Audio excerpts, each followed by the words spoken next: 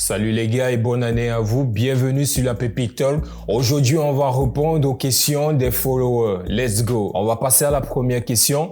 Si tu pouvais choisir un seul joueur entre Alexander-Arnold ou Alphonso Davies, tu prendrais qui? C'est compliqué de répondre à ces questions parce que c'est deux joueurs de classe internationale qui seront les bienvenus au Real Madrid. Mais si on avait une possibilité de prendre qu'un seul joueur, on devrait se poser la question: quel est le poste prioritaire actuellement au Real Madrid? Quel est le poste qui a plus besoin d'un joueur entre un latéral gauche ou un latéral droit? Et là, moi, je vais vous dire, les gars, c'est le poste d'arrière droit qui a besoin d'un soutien, d'un renfort, vu que Carvajal, il est absent pendant une année. Et là, actuellement, Alphonso Davies, les gars, c'est pas prioritaire parce que il y a Mendy, il y a aussi Fran Garcia. Donc là, il y a déjà deux joueurs, même s'ils ne font pas de très belles saisons, mais il y a déjà deux joueurs à ce poste-là.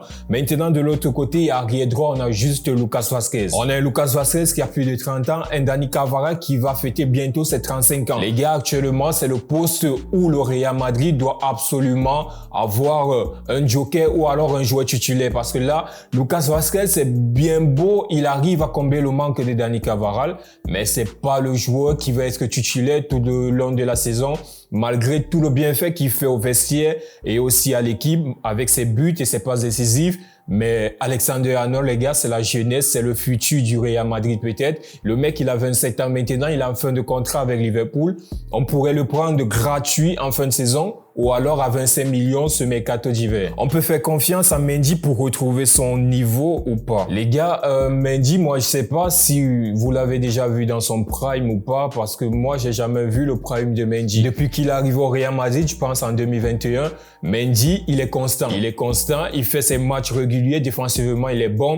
C'est vrai qu'offensivement, c'est pas un Marcelo, c'est pas un Fabio Contrao, mais les gars, il fait son taf. Moi, j'ai jamais vu un Mendy à son prime, comme vous le dites, ou alors un Mendy qui fait une saison avec 10 passes décisives comme arrière droit. Non. C'est très rare de voir Mendy prendre des risques, faire des remontées, des centres et tout. Les gars, c'est son style de jeu, on va pas critiquer. Avec ce style de jeu-là, il a réussi à avoir 2 Champions League quand même. Et il a réussi aussi à se maintenir au Real Madrid parce que s'il n'était pas bon, les gars, je vous assure que depuis près de 5 ans déjà qu'il est là, il aurait quitté le club. Là, actuellement, Mendy fait son taf. Moi, j'ai jamais vu le problème de faire la Mendy, mais là, il est constant depuis son arrivée au Real Madrid. C'est un jeune joueur, mais il ne nous a pas encore montré son plein potentiel. On veut voir ce Mendy qui prend des risques, qui va vers l'avant, qui essaye de faire des centres, qui essaye de faire des passes décisives aujourd'hui. Parce que là, nous sommes au 21e siècle, les gars. Quand tu penses que tu as eu un Fabio Contrao qui a réussi à mettre Marcelo au banc la saison 2013-2014, grâce à sa palette offensive et ses qualités aussi, il a réussi à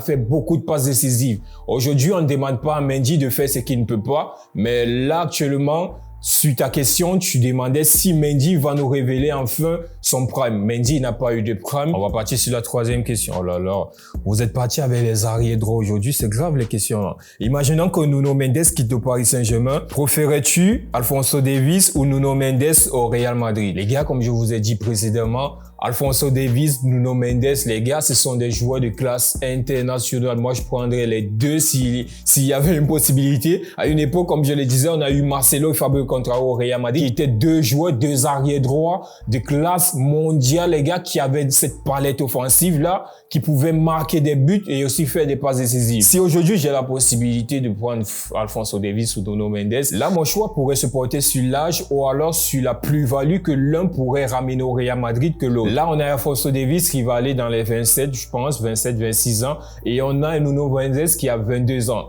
Les gars, c'est compliqué, mais pour moi, personnellement, j'aurais préféré Nuno Mendes parce que c'est une garantie sur le futur. Il a au moins encore 8 années de top niveau, de prime. Et Alphonso Davies, il nous a déjà montré son prime depuis plusieurs saisons déjà. Donc là, moi, je partirais sur Nuno Mendes. Mais si Alphonso Davies arrive au Real Madrid, les gars, je suis preneur là. Penses-tu que le Barça pourrait être dans la course pour la Liga? Et penses-tu qu'il faudra enlever Lewandowski qui rate beaucoup devant les gars? Wow. Et qui coûte beaucoup à l'équipe? Les gars, vous êtes allé un peu trop fort là. Lewandowski, c'est une légende du football. Vous ne pouvez pas parler de lui de cette façon-là. Même si aujourd'hui, il vit un moment très difficile en cette période avec l'équipe du Barça en général. Mais les gars, c'est Lewandowski quand même. C'est Lewandowski. Il peut te sortir des situations à n'importe quel moment, à n'importe quelle minute de match. Je pense que le souci de Lewandowski actuellement se ramène à la globalité de ce que l'équipe vit. Aujourd'hui, le Barça, c'est aussi un souci psychologique parce que eux, ils sont des joueurs et ils doivent s'occuper uniquement de ce qui se passe sur un terrain de football. Mais là, ils sont obligés, ils sont amenés d'avoir les yeux sur le cas Pau Victor et Dani Olmo. Et c'est cet engrenage qui fait en sorte que parfois, il y a certains joueurs qui se sentent moins bien lorsqu'il y a ces problèmes-là. Il y a une baisse des régimes aussi. On a vu avec le camp Mbappé et tout. Mais Lewandowski nous a toujours prouvé que c'est un joueur de classe mondiale et potentiellement, il est dans le top 10 des meilleurs avant-centres de tous les temps. Alors les gars, s'il vous plaît, donnez le temps à ce joueur-là. Mais il a besoin actuellement de plus de réconfort et de soutien de la part de ses fans. Je ne suis pas supporter du FC Barcelone, mais il faut l'avouer, Lewandowski aujourd'hui, c'est la classe mondiale.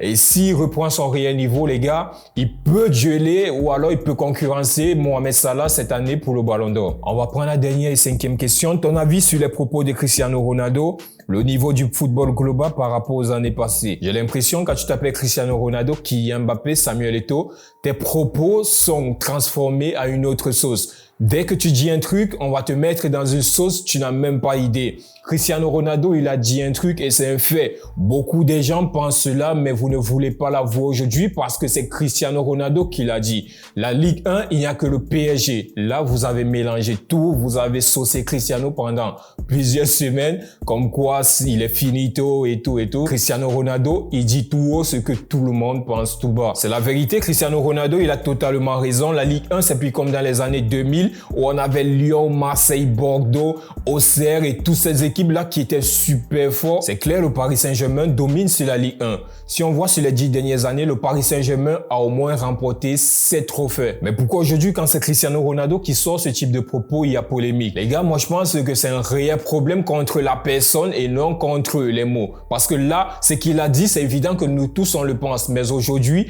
comme c'est Cristiano Ronaldo qui le dit, les gars, s'obliger, ça va faire polémique. Merci les gars d'avoir regardé la vidéo jusqu'à la fin. Si vous avez aimé, laissez un like, commentez et partagez. Surtout, prenez soin de vous. Ciao, ciao.